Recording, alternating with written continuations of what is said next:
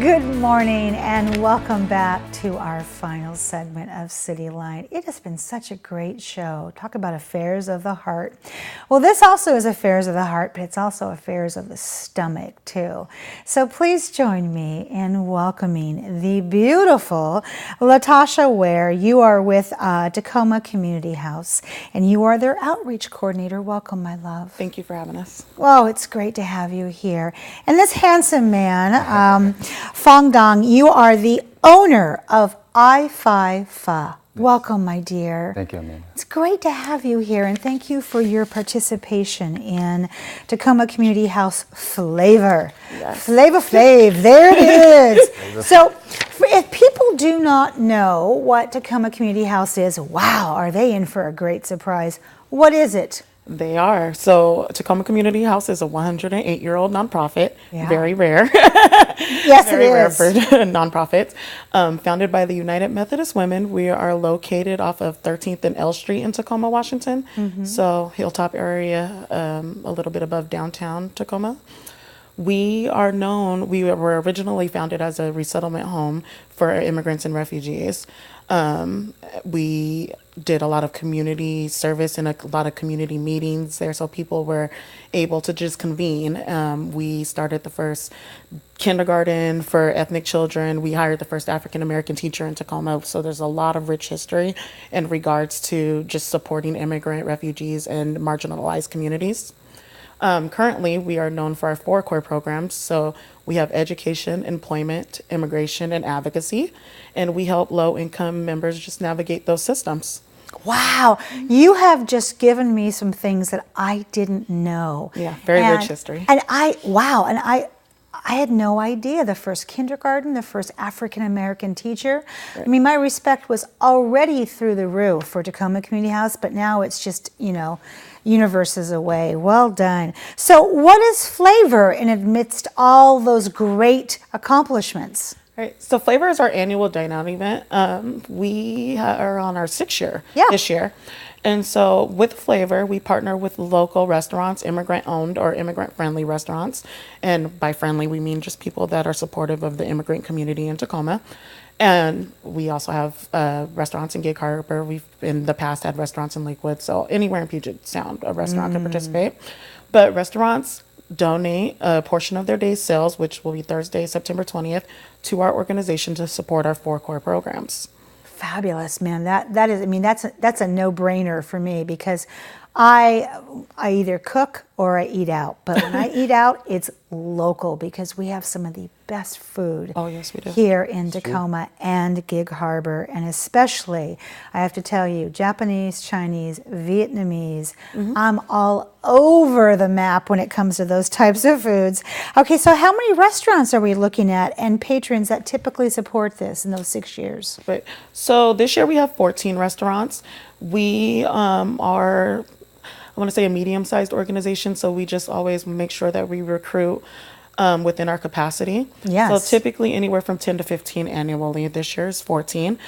We have a wide range, so we have restaurants that serve breakfast, Old Milwaukee, all the way down to Yes. lunch and dinner, and then we have desserts. So this year we'll have ice cream social. Oh, I love ice cream Yes, social. And very exciting. I love that. I love Layla, and my daughter used to work there, and I also love Pat and Chad. Yeah. So, Phong, how can viewers participate, and where can they find a list of restaurants? I'll give you that, but how do they participate since you're one of the participants? So I think you don't got to change anything. You just eat. Yeah. And we do that all day, every day. So I know we have a website.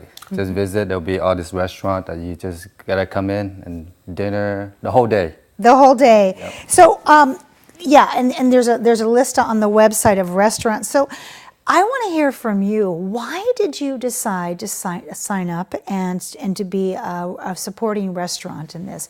Because first off, the restaurant business is hard. It is. If you're somebody who believes what you see on TV, don't. Because it's very, very hard. It's long hours. You don't always make a profit. You're not guaranteed to make a profit. But for you to give away your profits on that day, you're giving away profits always in ways that we don't see. But this is a way that we do see. What made you do this? Great question. Oh, first of all, I want to thank the viewers for joining us, right? And Yes. Amanda, thank you for having us. You're welcome. Can I say hi to my mom? Yes. Oh, and Hi, Mom. I want you to say it in your native language. Ciao, mẹ. There we go. Okay. Well, for us, our family is immigrant and refugees, and I feel like it's a blessing for us to be here, truly a blessing. And when Latasha reached out to me, now I feel like it's now that when we first came to America, we got help, right? We're on welfare. There's organization that help us, and we're able to now take care of ourselves. And I feel like because of that, it is our responsibility and our duty to give back. And it's just healthy like that, right? And when Latasha reached out, it's a no-brainer. And the way they set it up too, it's a win-win, right? And for a supporter, they don't gotta change anything. They're already eating what they eat. Now they just go eat at the restaurant and they be able to support, right? A great organization. Ooh, you have your heart is really amazing. Okay, I got to pull this together here. So tell us where your restaurant is located. It's on 84 and Hosmer, just right off the freeway. Why is it called I-5 Fa? Is it because it's right off the freeway? It's right off the I-5, so make it easy to find. I love that. So how does this theme support the welcoming of a community? And Latasha, I'll have you take that, then you can answer it from your point of view. Well, I mean, when you just think about food, right? Food brings people together. Yes. And so with flavor's part of what we call Welcoming Week, and I know we'll talk about that, but it's food and welcoming. So when you're sitting down, you're convening, you have business meetings over food, you eat with your family at the end of the day, and that's typically your relaxation day. And so, or your relaxation time. And so when it comes to convening, that's what people do to just build bonds.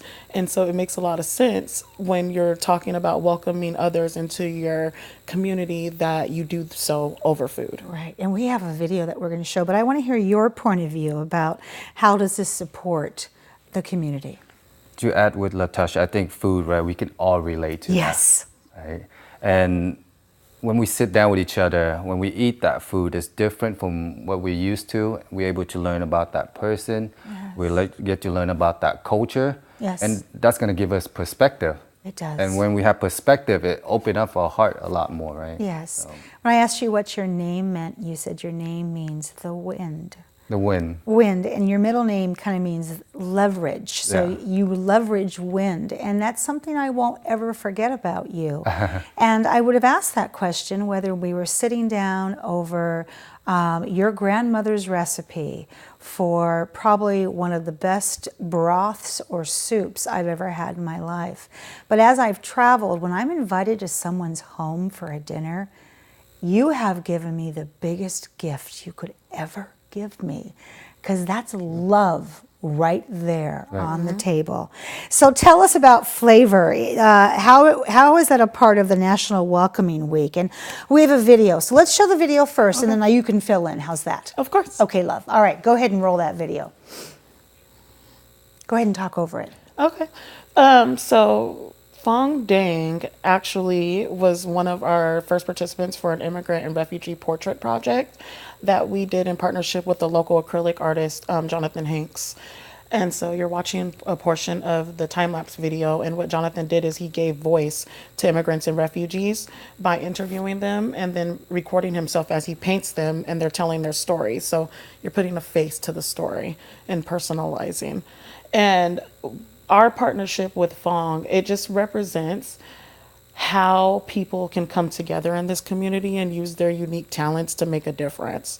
And so putting that into Welcoming Week, I just wanted to state that it's nice that, I guess, with all the anti-immigrant sentiments right now and all the different things that are happening in the news, that it's amazing to see this community come together to support one another. And not only that, to recognize, to be able to provide a voice and say, hey, immigrants and refugees, they create jobs in this community. They're 2 times more likely to start a business than an American citizen. And so let's give a voice to that. Let's recognize that and let's celebrate that. Oh my gosh, you've said that so beautifully. What did it feel like to you to have your portrait painted and to be interviewed? It's, you know, everybody of us have a story. Yes. And it's wonderful to be able to share that. And it feels a little weird. But, That's okay, yeah. It's great. And hopefully that like I said, others to share their story as well, influence that. Where does this portrait of you live? In your mom's house? This? Yeah. I have one at the restaurant, but we didn't hang it up yet. So I think you should, or I think it goes to your mom. I'm going to get pick on from my friends if I hang it up. There we go. Yeah, well, your friends would definitely give beautiful. you. It's beautiful. I love it. Okay, all of this fabulous goodness, who do we need to thank in these last few seconds? Oh, of course, we just need to thank Tacoma Community House supporters. The community's really wrapped around us and supported us with their love. So thank you to our restaurant owners.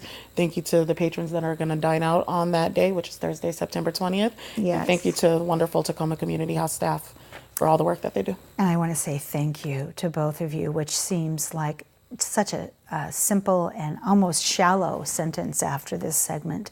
Thank you for doing what you do, for your beautiful heart, and for leading the example about what it means to be a citizen in this country.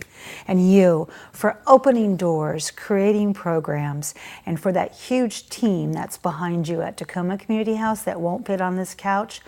All of my love to them as well. We appreciate you. Thank you. Thank you, CityLine. Oh, well, thank you right back. You're welcome. Well, that wraps up another great segment of CityLine. It is always a pleasure and a privilege to be in your home.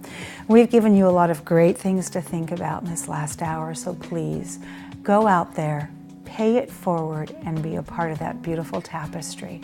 And when you come back, as always, we'll be waiting for you right here at CityLine. Take care.